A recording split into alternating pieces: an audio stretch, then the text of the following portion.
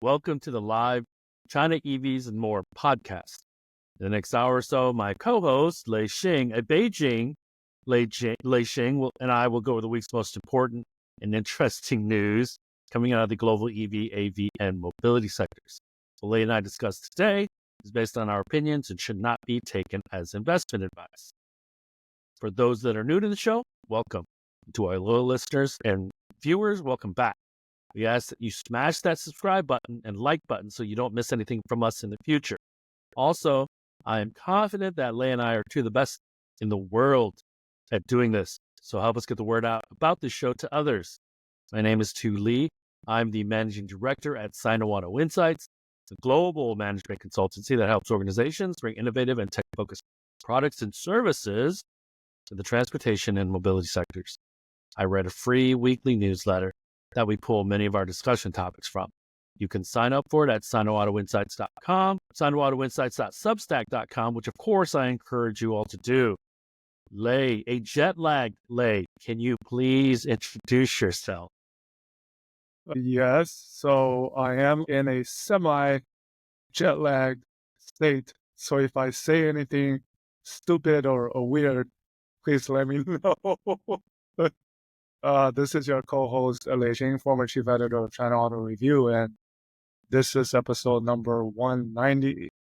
And yes, Beijing Lei Xing rhymes nice, huh? And welcome Beijing to well, also welcome to a newly plunged into a EV tool.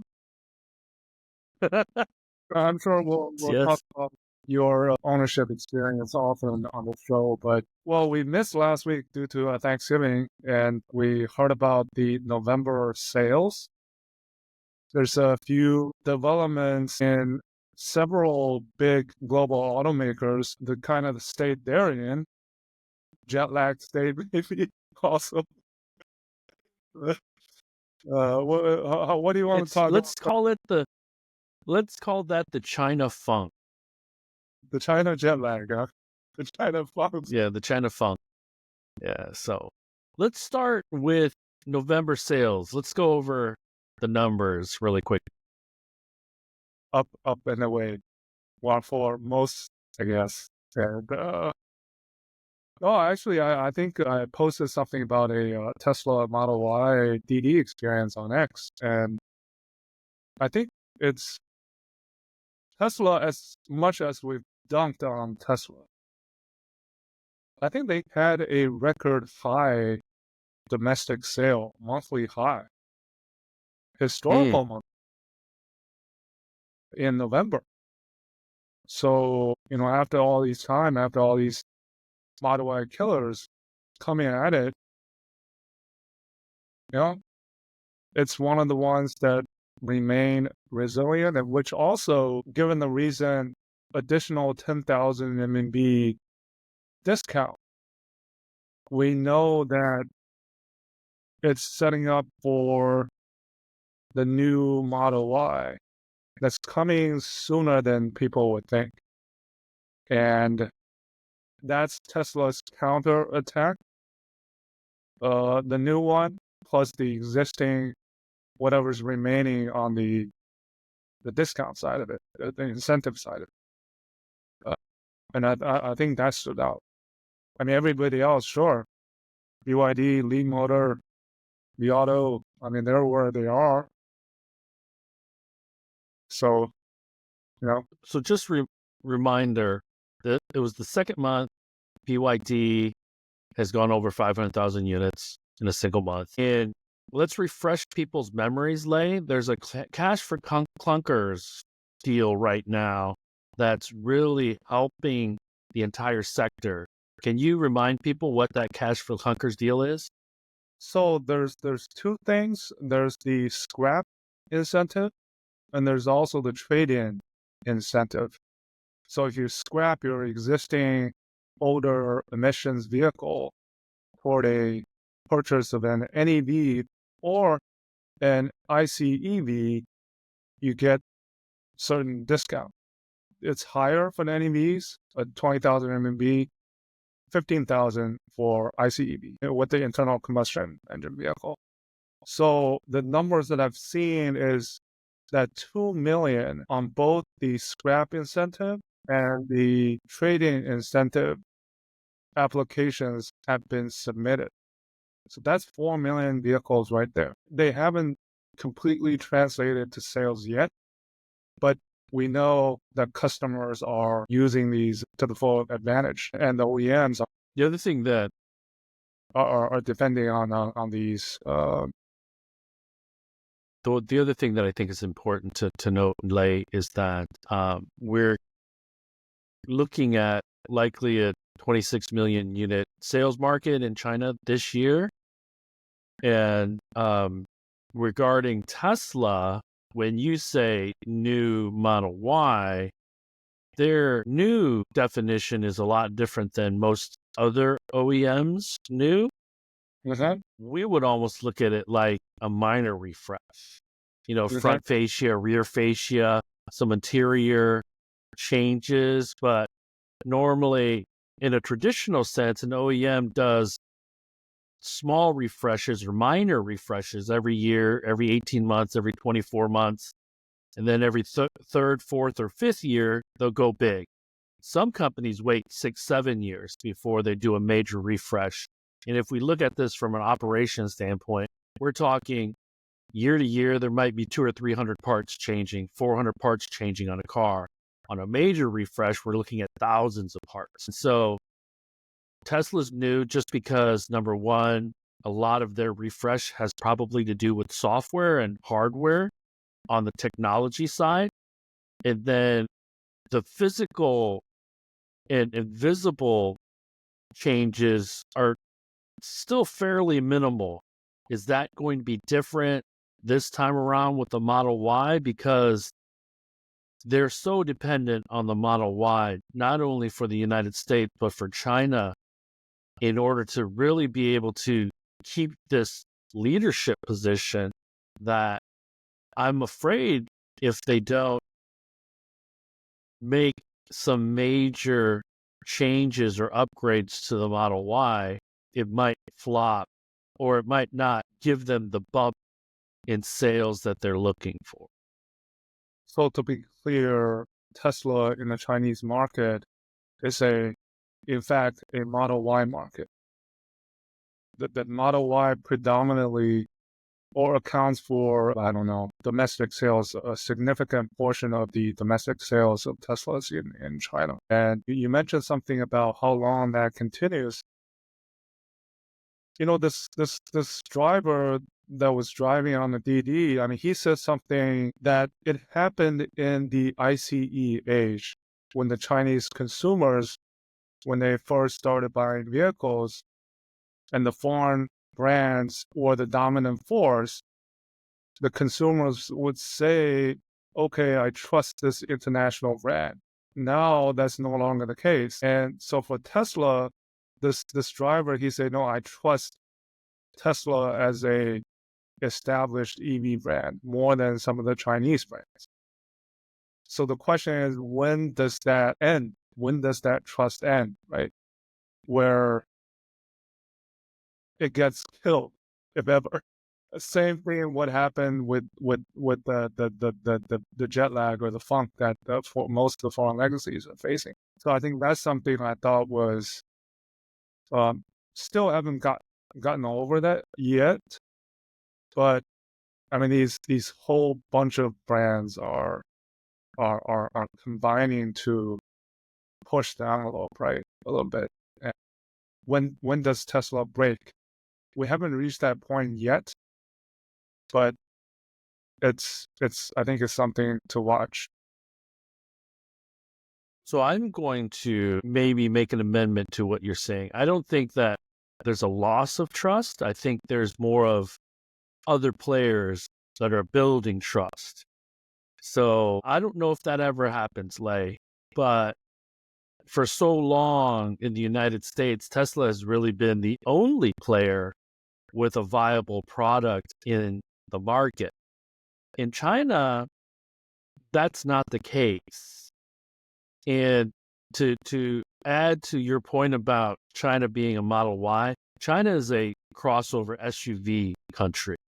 And so crossover and SUVs kind of dominate from a form factor standpoint and the sales side. But to your point, NIO's getting in there. Onvo's bringing excitement. Mona's bringing excitement. And so and Xiaomi is probably the epitome of how quickly things can change. But what we still see is BYD and Tesla still above everybody else. And then Xiaomi probably taking a lot of sales from a dozen or 18 brands that you and I kind of talk about offline because their sales aren't significant enough or they're pretty local. Yeah. And then speaking of, right, crossover, what the two best-selling models from Expo are not crossovers. They're sedans. So there's, outliers. The Auto is purely an SUV, E-Rev SUV brand for now, right? And they're hoping that Mini Mega will, because the Mega at 800,000 RMB, I think, is just kind of a non-factor. I mean, the sales, they do sell, but not significant. Yeah. And then something else that I think that stood out also is, I think it's still a bit too early to talk about for NIO, since we mentioned NIO, their recent stretch of 20,000 a month. But if you peel the layers of the onion a little bit, NIO brand sales are actually going down, and that's been offset by the rising Onvo sales. So the question is there cannibalization going on? Well, the data says there are. But I think for NIO, you also have to balance, if the management says we're willing to sacrifice sales for profitability, then I think it's balancing that perspective. Can you make the conclusion that they are cannibalizing each other? I kind of hesitate, but the data says they're right. It's unfortunate because if I'm NIO, if I'm Li Bin, I'm concerned. I feel good about Onvo, but they should both be growing, substantially. That's how I see it. Well, I mean, in a couple of weeks, NIO will officially be a 3-brand group, right? And they have already communicated doubling of sales next year and reaching profitability in 2026. Those are two big burdens, I think, on their shoulders, especially delivering against the promises that haven't worked exactly as planned for NIO. So you kind of look forward and see, man, fingers crossed, right? Because and other ones are catching up. Other ones are, the competition is. So when you think about it, like, they are in almost direct conflict with BYD, 2 or 3 brands anyway. And I don't know if I'm a Chinese EV maker, if I want to go head to head with BYD in the near future. I just think that BYD's product portfolio is so broad and their pricing, let's say, band from 10,000, 9,000 USD all the way up to a million RMB or $150,000. Now, you might not like some of the vehicles in these price points, but they have them, and they have likely a PHEV version of them. Okay. And so the scale that they have advantage over most of the other automakers would cripple them. And let's also remind the audience that He Xiaopeng during AI Day, or was it at the earnings, he said that there should be some EV companies that'll leave the market in 26, which implies to me that the price war Xpeng is seeing the price war go all the way through 2025, which will continue to keep constant pressure on profitability for these emerging brands. And it's just not going to be very easy to create any breathing room. And case in point, Neta, just today, the news came out that the CEO was kind of put into an advisor role, and the founder and the chairman of the company is now the CEO. And they haven't communicated sales the last 2 months.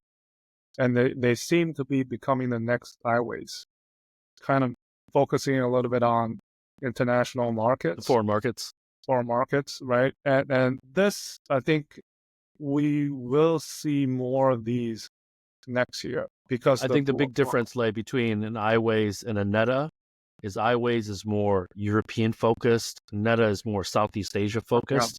Yeah. And iWays is IPOing. This kind of half zombie or zombie-like company, right? No, so let's push rewind. Yeah. iWays will be IPOing and creating a European entity called Euro EV. Yeah. Our friend of China EVs and more, Alexander Cloza. Yeah. He of our first guest. Was he our first guest, I think? Or second guest? Second, I think. He is going to become the CEO of Euro EV. So congratulations to him.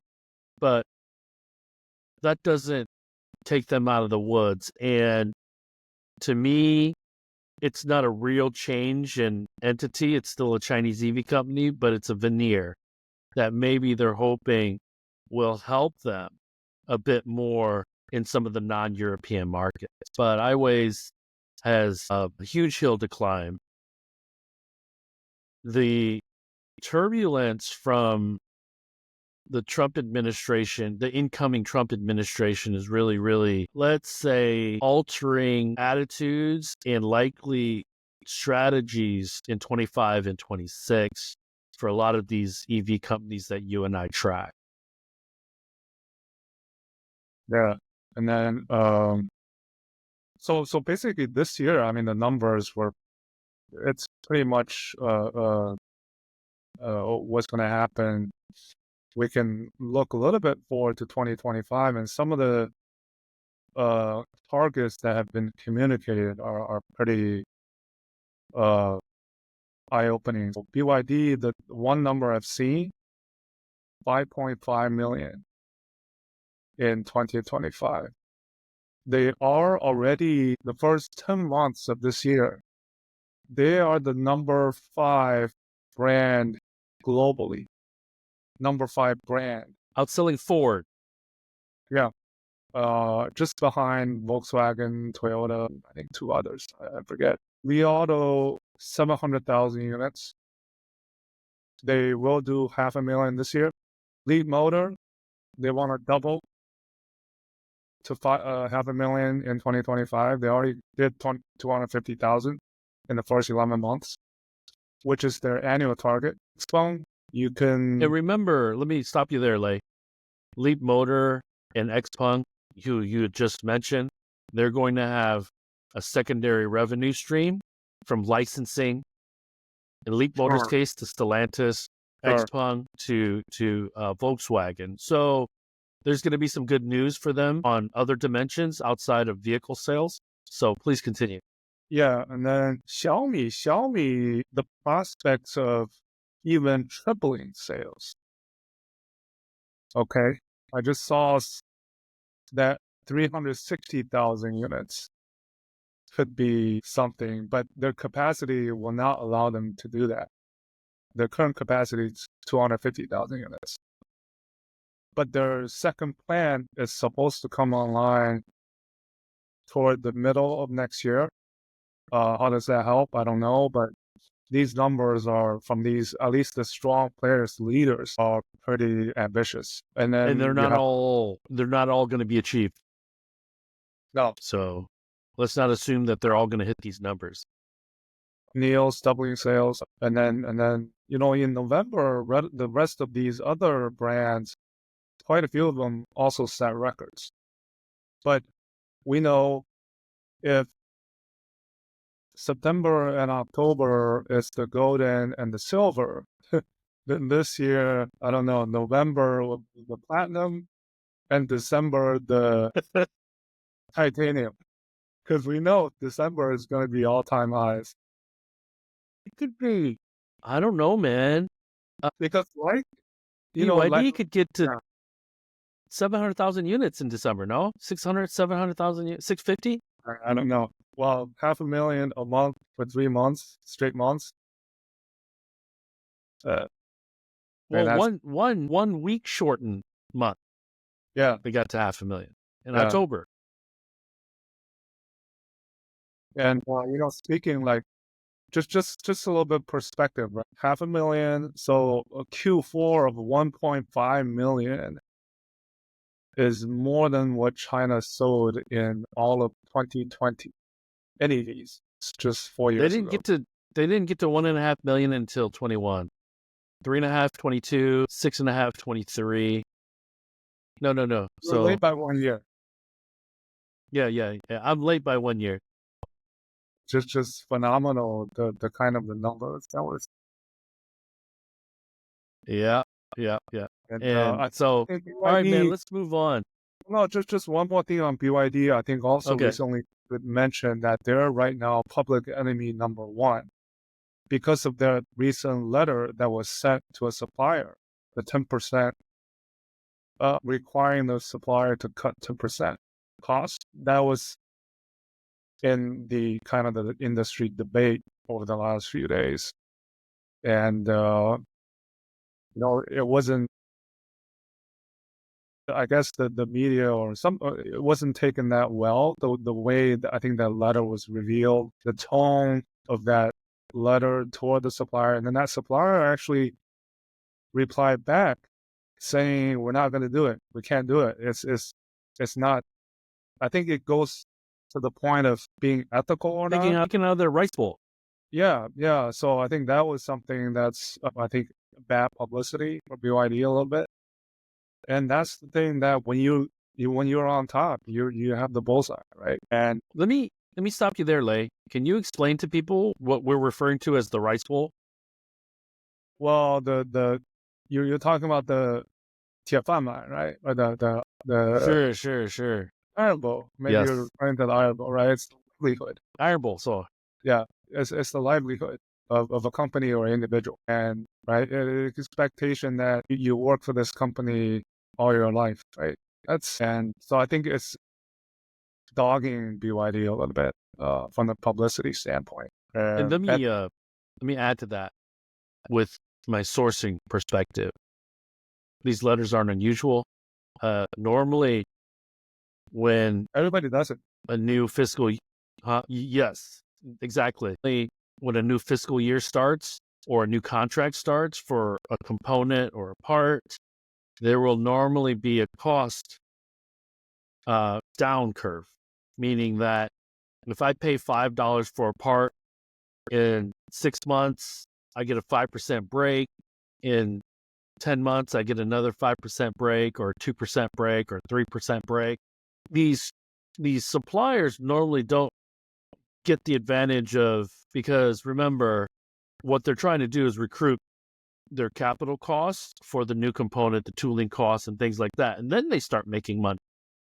And so the OEMs will normally give an inch at the start of a new component's production, but then there's a cost down in the contract that states in the contract, but there are hurdles that the OEM, if I order 10,000 a month, for the next 6 months, then you're going to give me 1% back or 2% back. So these things aren't unusual, but yes, to make it so public and to specify that this was a BYD letter, because it's a low margin business. The unfortunate thing is that these suppliers, and in China, they're to the extreme. These suppliers are stretched really, really, really, really thinly. And most of these suppliers are the 10th the size of an OEM, okay? Even big behemoths like Bosch and Conti are much, much, much smaller than a Volkswagen group. So you could get crushed. I'll give you another quick example, Lei. There's a lot of language in the contract that says if you shut my factory down because the component that I'm buying from you has a quality issue, you can't ship for any reason, I have the right to charge you for every minute my factory is down. Now, if you shut a factory down for 1, 2, 3 days, that's millions and tens of millions of dollars.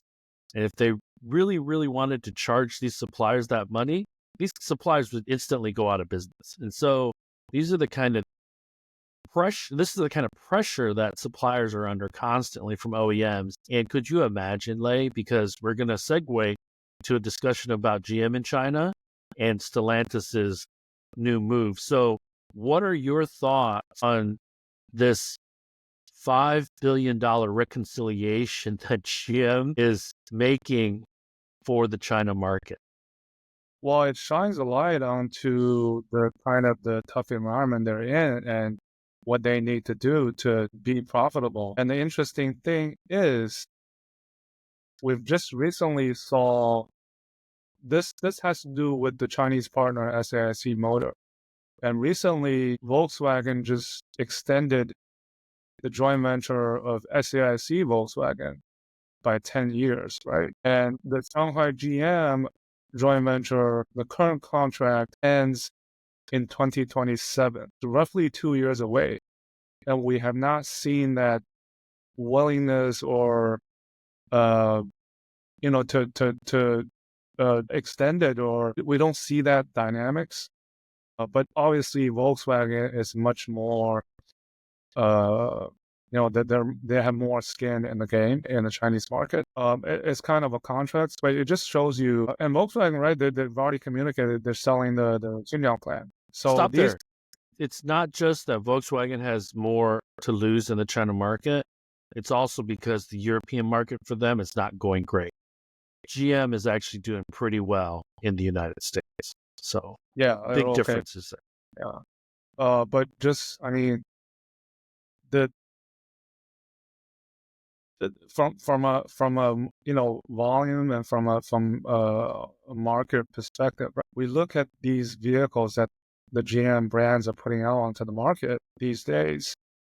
I think the GLA really is the only one that's pretty relevant. The other ones, they're offering steep discounts. 限时一口价, right? 限时一口价, which means limited time, one price, the discount you get on the Cadillac, on the Buick, on the Envision, right? On the Envision Plus, on some of their EV models. And Chevrolet is becoming more and more irrelevant. And I won't be surprised if they do announce that Chevrolet is out and maybe focus a little bit. Chevrolet effectively sells exclusively in the lower tier city. There's just not many Chevrolets, new ones, that you'll see in a Shanghai or a Beijing. Full stop. So I think actually GM has carried what Mary Barr has mentioned quite a few times on earnings calls, is the right size, right? I think that's where I think she probably used right size, and I think that's what needs to be done. There's no other way. And same as what Volkswagen is facing in Germany right now. I mean, Arno Antelis, he just said we have to close plants. There's no other choice. And that talk will continue on to next week, right? I think there was a mini strike, all thanks to China. Well, the best thing that happened, I think, to GM and Stellantis together is that they had these bad news announcements very close to each other, so the media couldn't focus on one. So my thoughts on the GM $5 billion write-down. They were only a few years away from 3.5 million unit sales, I think, in China, Lei. Close to 3.5 million. Shanghai GM, I remember, was close to 2 million at a certain point. That one joint venture, right? And then the SAIC GM ruling was another, at least 1.5 million, right? That's the bulk GM sales, 3.5, 4 million. Now it's cut in half. So It it's it it it just like my point is that it shouldn't be lost that Volkswagen and GM within this last decade, meaning the last 10 years, they were producing and they were operating from a position of strength in the China market. And I'm saying in 2014, you wouldn't have been, the CEOs couldn't have been more positive about the China market.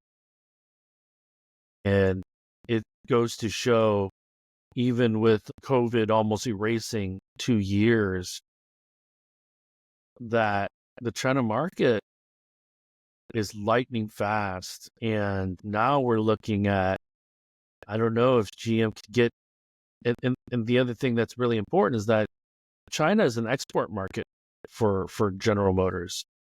So when they talk about these sales numbers, number one, they're selling a lot of Baojuns and Wulings, which are sub 20,000 US dollar vehicles. So they're not high margin vehicles. And some of those vehicles, from a production standpoint, in order to save the factories, those get exported. And these Wulings will get rebadged to Chevys. And the Baojuns, I think, get rebadged to Chevys. And I could be wrong about that. I'll verify that. I think it's the right thing to do. It's a tough pill to swallow. It needs to be swallowed. I also think that Steve Hill, who came in recently for General Motors to manage the China operations, I think he's there specifically to figure out what to do next with that SAIC contract. Okay. And you and I have friends still at Shanghai GM, at GM, and we know they're under a lot of pressure. And I think they feel a bit helpless because they know they're kind of in an in-between period from products that aren't very competitive in the market to trying to get to where some of these newer products 2 or 3 years out can actually compete without huge incentives. And Volkswagen's the same way. And so the fact that the Trump administration is coming in just adds to the complexity, because now the US market, where GM is looking like they have a decent lineup of EVs, could really now be another area of uncertainty.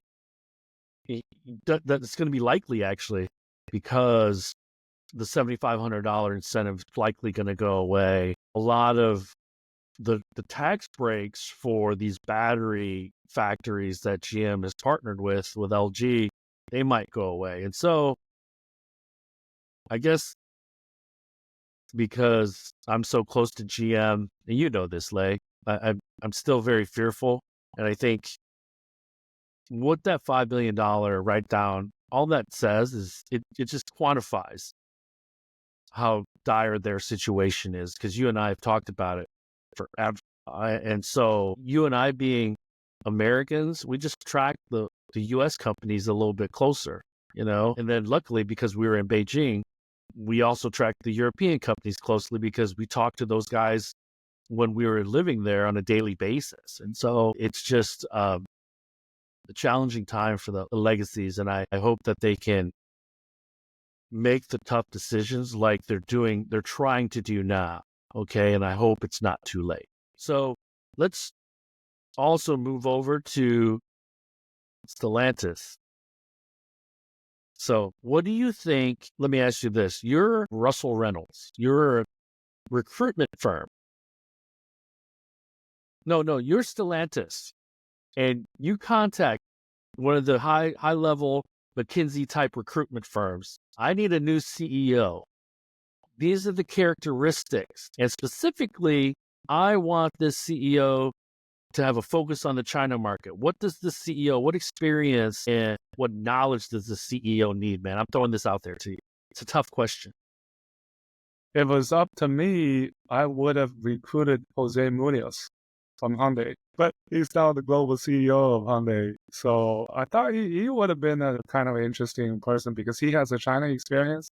He has a North America experience. But now I guess Stellantis is looking within for their next CEO. I think Antonio Filosa. I saw a short list. Yeah. We saw the potential new CEO, Filosa. But I mean, I think that really the North America, what happened there did Carlos Tavares and the strategic paths that were taken on some of the brands were, I mean, right? They got way too greedy in the U.S. market. Yeah. Way too. Yeah. And we saw that. We saw that at the auto show. Jeep. Do you think so by saying that you wanted Jose Munoz, you're saying that they still need an executive with a lot of automotive experience. Is that right? Yeah. I don't know if that's... I think understanding manufacturing is important, but I don't necessarily think you need a 30-year auto guy. I'd like to see somebody a bit less colored by the traditional automotive space from an experience standpoint. So some of the other people that they had, I read this article, Jose was one of them, but if I was Jose, I don't think I'd leave Hyundai to go to Stellantis. Hyundai has its own challenges. I mean, if you look at the global, China being one, exactly what we talked about in our last episode. So the last thing we can bring up, just because we're talking about struggling legacy brands, is Nissan. So you've heard about that situation. They probably have about a year's worth of cash. Anecdotally, Lei, I went to the Troy Motor Mall, which is about 3 miles away from me because I went car shopping, as you know. Next to the Hyundai dealership, there was the Infiniti dealership, and it's closed now. So for those that are wondering, owns Infiniti, and they're in dire straits. I spoke with a couple of Japan market experts, including Norihiko Shirozu. We were just texting back and forth. He doesn't see the Japanese government bailing Nissan out. He thinks that Honda, the Japanese government, might try to talk to Honda. And so for those that don't know who Norihiko Shirozu is, just Google him. He writes for Reuters, and he is probably one of the most well-connected journalists in the world. And then I also talked to my other friend who worked at Nissan for quite some time, and he doesn't see the government bailing them out either. But remember, Lei, when I said that one of the technology companies could buy into the automotive sector because there could be a struggling brand with decent manufacturing footprint around the world? Here we go. It's a technology company in play. That's a highly unlikely at this point, but if I'm Google, if I'm Amazon, I have to be looking at this.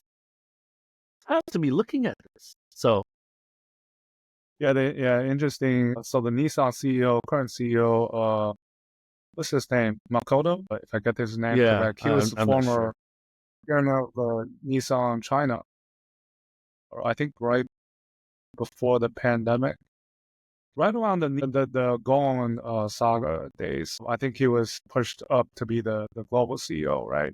And now I think the Japanese, they have their own problem in the Chinese market. They're relatively better, I think, than the Americans. But when we talk about traditionally the Japanese, we talk about the Japanese big three. Now that landscape is going to change quite a lot, I think, in the coming months. Nissan already has that complicated alliance that's been shifting a little bit over the recent years.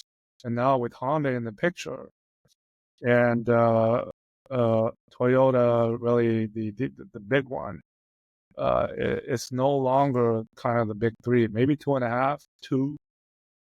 And Honda itself, they're launching that Sony Honda Mobility EV next year, or in 2026 in North America, a Fila. And Honda actually doing pretty well on the EV front in the US with the program. Not the same can be said in the Chinese market. They have this Ye brand with this weird, and yeah. So suffice it to say that we've listed out Volkswagen Group, we've listed out GM, Nissan, Hyundai, all struggling in the China market, the largest passenger vehicle market in the world. I can't think of, in the last 5 seconds that I'm kind of trying to reflect, I can't think of a legacy automaker that I can give kudos to right now, doing well in the China market. Can you think of any? Well, Mercedes, they're really trying really hard. I hear they're launching their own version of the vision only end-to-end on the autonomous driving part of it. No, the L2 plus plus. Next year in China, possibly with Momenta involved. I think those recently in the news on their new CL. Yeah, I posted that. So yeah, it's really pushing the envelope on that front. I think more so than any other foreign automakers in China. So, but other than that, here's the thing, Lei, and I'm singing to the choir here.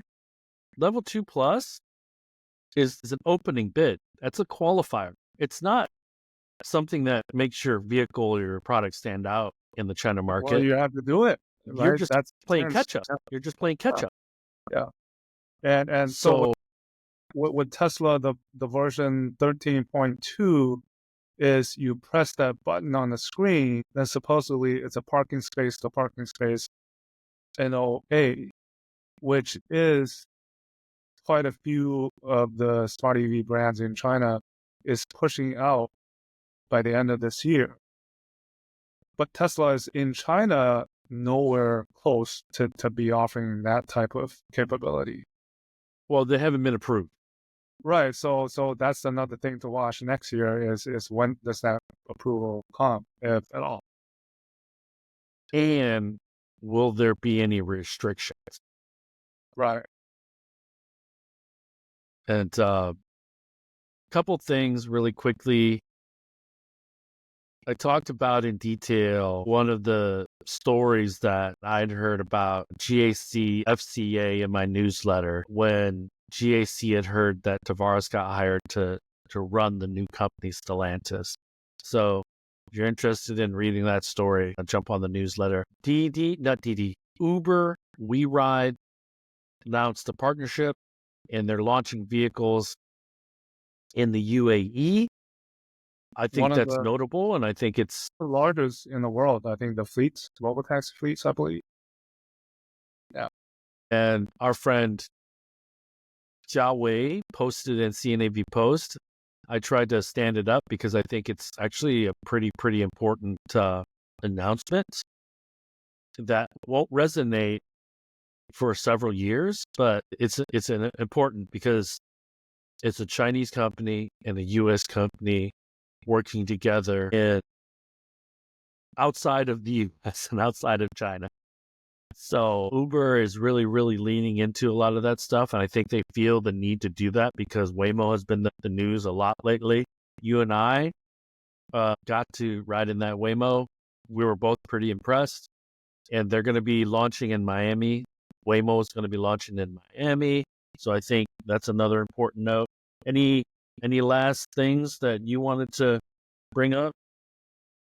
No. Home stretch, mad dash. And so let me tell you about my new car. Yeah, share some of your early experiences or so perhaps. For those that do not know who haven't read the newsletter, I got an Ioniq 5. I have a 13-month lease on it. It was right now, the deals for EVs in the United States are pretty crazy. And so it's 13 months. So short term, what else? I'm paying about $400 a month for a Ioniq 5 Limited all-wheel drive. The range isn't great. It's actually pretty terrible. It's about 250 miles. the charging infrastructure. I'm pulling my hair out around where I live, and I'm still very frustrated on why they call it a 350 kilowatt charger when it only sends me 60 to 90 kilowatts. And I've seen where there's no other cars plugged into the entire charging station. So you're going to ask EVgo. I've used EVgo a couple times. Electrify America is not in Michigan. They have very few charging stations in and around where I live. And I don't live out in the boonies. I live right off of I-75. For those that are Americans, I-75 goes from almost the top of Michigan all the way down to like Miami. So it's one of the longest highways or interstates in the United States. Can you charge on the Tesla network or no? I think I can starting in 2025. Because I've been remember trading text messages. Yeah. Go ahead. No, remember the Ioniq 9 has the native NACS. But I guess the Ioniq does not. You still need an adapter. Not yet. I think that's a 26 model year thing. And then, so I've been trading text messages with State of Charge. Remember Tom Malogny? So he's recommended me a level 2 home charger, and he's recommended me a dongle or an adapter. So I'm going to buy those. I have somebody coming today to look at my garage to see what I need to do to get a charger installed. And it's already started snowing in Michigan. And so it'll be interesting to see the charge levels. But the reason I chose the Ioniq 5, I was hemming and hawing about the Model Y because that was likely going to be the car. But the 13 months and just wanted to check out. Yeah, I've always liked the Ioniq 5, and it was just so cheap and convenient for me. So we'll tell you, sorry I keep on stuttering here, but the interior is awesome. The fit and finish is great. UX and design is, the knobs and the buttons, because on the center console, right below the screen, there's these like touch buttons, very light touch, and the words are backlit, but the buttons are silver. Okay. So when it's not at night, it's kind of hard to see. And because I'm new to the vehicle, I need to look and see what I'm pressing. And it's and then a couple of, when you click into the infotainment system and it's like 3 layers deep, click, click, click to get to where you need to. So that just shows a lot of inexperience on user experience design for vehicles. And so, but my expectations are probably a lot higher than other people's. But overall, I've only had it, I think, 4 or 5 days. It's been great so far. Have you been driving it regularly? I've driven it 3 days straight. Okay.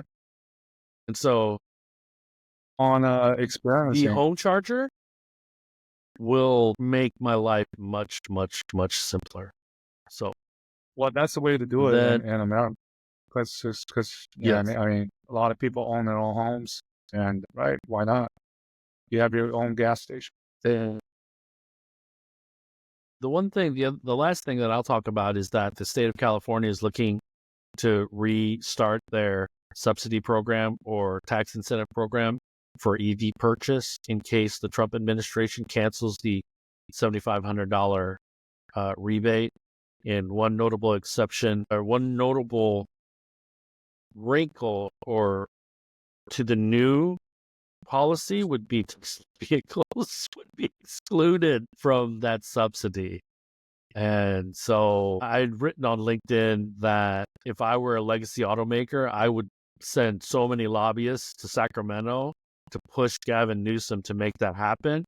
And then I'd study the California market and create or look at all my production for 25 for California and just put the features that my customers seem to like, the California customers, and then front load my 25 production to build those and then ship them to California with some sort of incentive, additional incentive.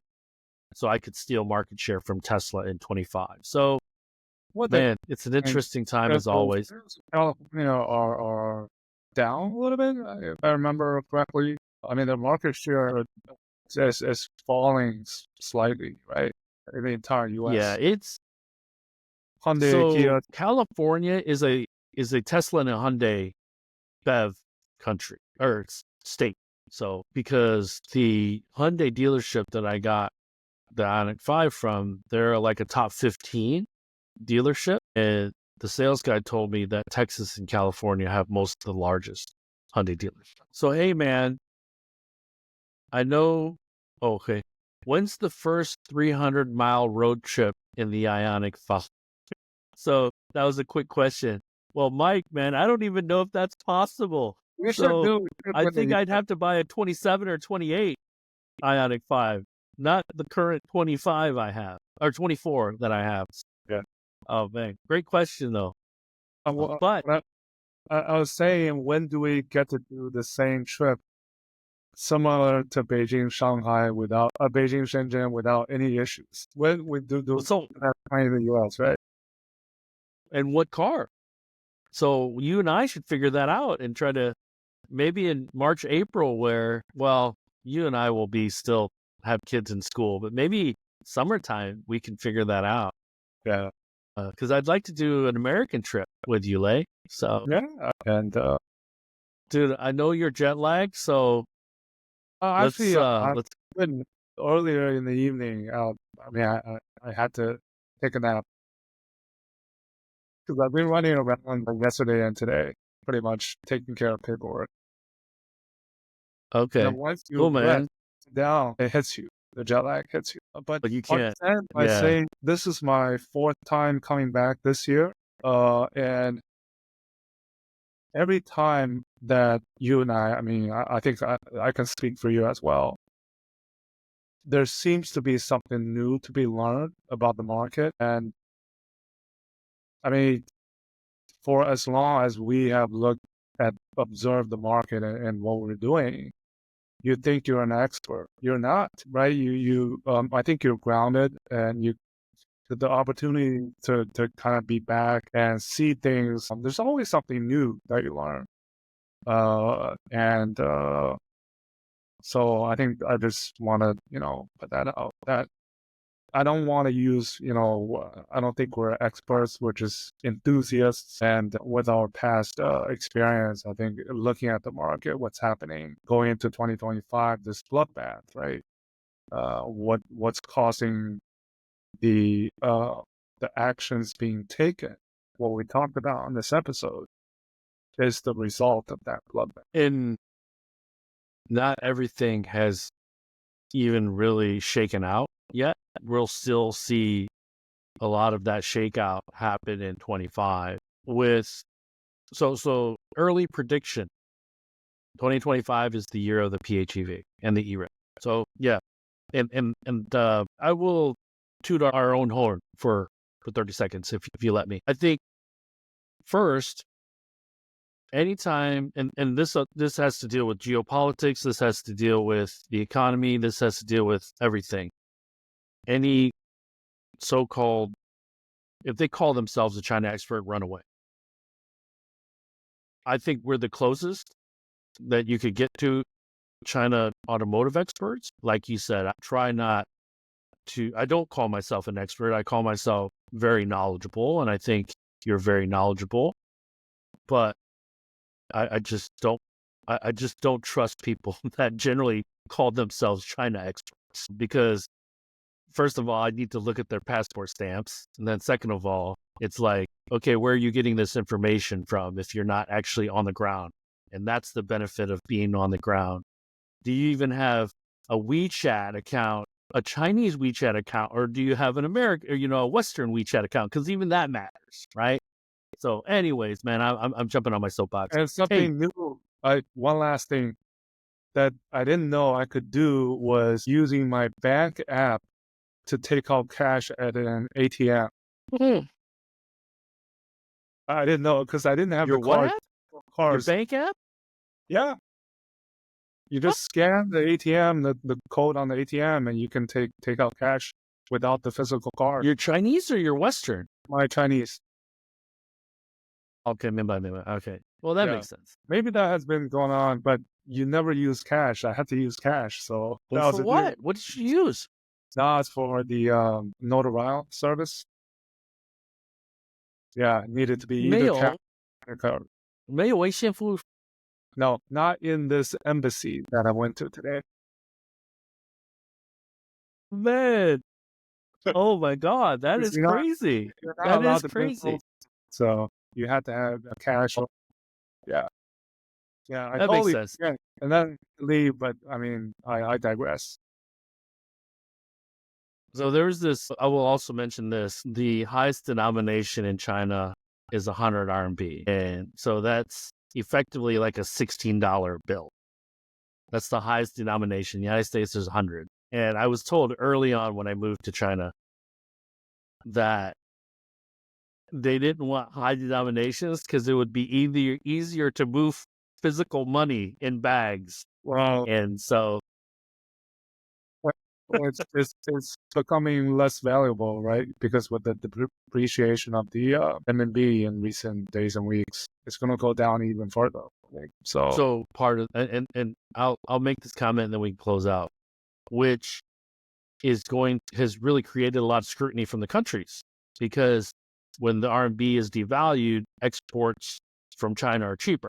Benefits. Okay, and we already see scrutiny on vehicle exports, and then if they devalue the RMB, then it makes it the delta even more. And so the Chinese government is quite a balancing act that they need to kind of sort out in 2025, especially as the threat of tariffs from the United States on a broader set of products and protectionism from in Europe and Canada for EVs and stuff like that. So always interesting, man. But hey, glad you made it over to Zhongguo, and I'll talk to you on DMs, man. Have a good evening.